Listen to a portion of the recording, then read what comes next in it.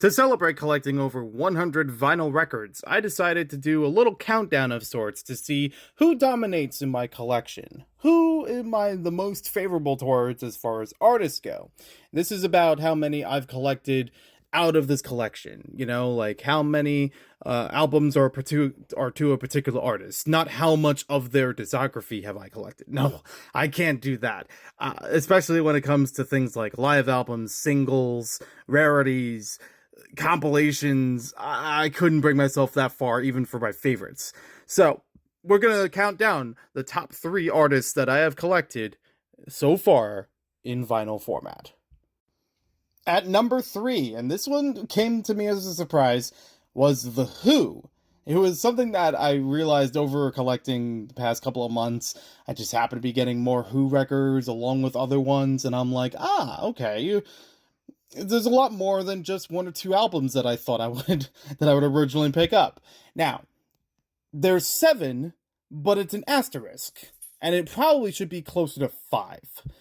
I'm going to go through that in just a second. So the first one we have here is The Who Live at Leeds. Okay, that's a live album. It's from The Who. That makes sense. However, it's only one of the 2 discs of Live at Leeds. So it's like half complete. I don't know if that's really great. I don't know how much of that you want to count because it's not the full thing, but it's there nonetheless. Then we've got Who's Next, Quadrophenia, Tommy, the double album of Magic Bus and My Generation, though it takes up only the space of a single album. I'm grateful for that. And then Quadrophenia again. So again, here's the other asterisk. It's like, does this count or does it not?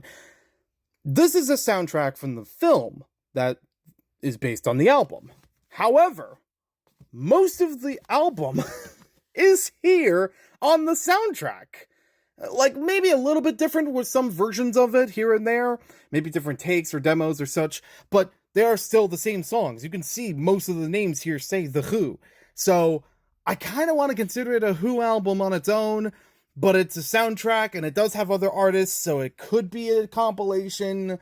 It could be a various artists kind of thing. Let me know in the comments below. Do you think this one counts?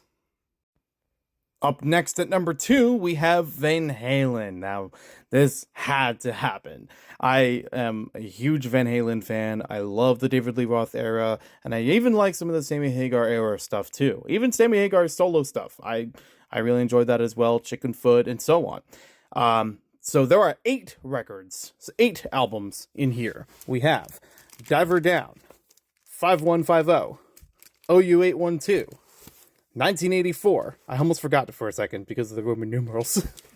Women and Children First, Van Halen 2, Van Halen 1, and recently added Fair Warning. Now, that's not one that comes around, at least from what I can tell, in my area that often. So that was a fun one to pick up. I actually really do like this one. I know a lot of people panned it, but I think there's a lot of fun with this one. If you think of it as like, if you take Little Dreamer and Atomic Punk from the first album and make them the entire album, that's basically what Fair Warning is. It's fun. I enjoy it. Now, normally in a countdown of sorts, there would be an honorable mentions right before getting to number 1. And in this case, there really isn't any because a bunch of the other ones are tied at 2 albums, sometimes 3 albums, sometimes 4 albums, and might be better served in a separate video. But we're going to get to number 1. 10% of the collection that I have is comprised of the Beatles. But it's about which Beatles albums are in here that I find more fascinating. Though I would like to collect more of them, let's take a look through what I have currently. We have Yesterday and Today, Sgt. Pepper's Lonely Hearts Club Band, Rubber Soul, both versions of Revolver from the US and the UK, Let It Be, Help, but it's the soundtrack version. I would like to get the album version at some point. The UK version's awesome. The soundtrack version of Hard Day's Night, I'm not sure yet if I want to get the original, the UK one, maybe, if it comes up, if it's in my travels. And White Album, Abbey Road, and last but not least, the Blue Album, 1967 to 1970. This is 11 Beatles albums. This is making up, like I said, about 10% of my entire vinyl record collection. And that's awesome. I mean, it makes the most sense because there are a lot of releases of Beatle albums. There are a lot of Beatles albums in general, but there are also a lot of Capitol releases, compilations or movie soundtracks, regional differences that makes sense between them, excuse me. But I'm still happy with it. I still enjoy the Beatles. They're a very influential band, and it does not dismiss any of the other ones all throughout here. Just because there's one or two from a certain artist does not mean that they aren't a huge artist that I like, or that they made a huge impact or anything like that. I mean, Elton John is up here, and there's only two from him, but one of them's a compilation. It has like a lot of great songs to it, and the other one, yeah, pretty much the entire album, Goodbye Yellow Brick Road, is a banger.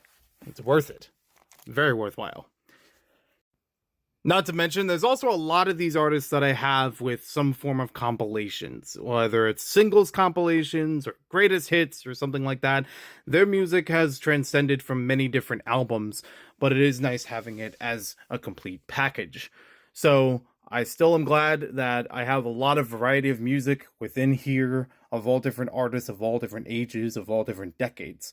And I look forward to seeing what comes up next in vinyl collecting. Thank you for watching. Let me know about yours in the comments down below, and I'll talk to you later. This is the first time I've done like a full video on TikTok, but I hope you enjoyed it.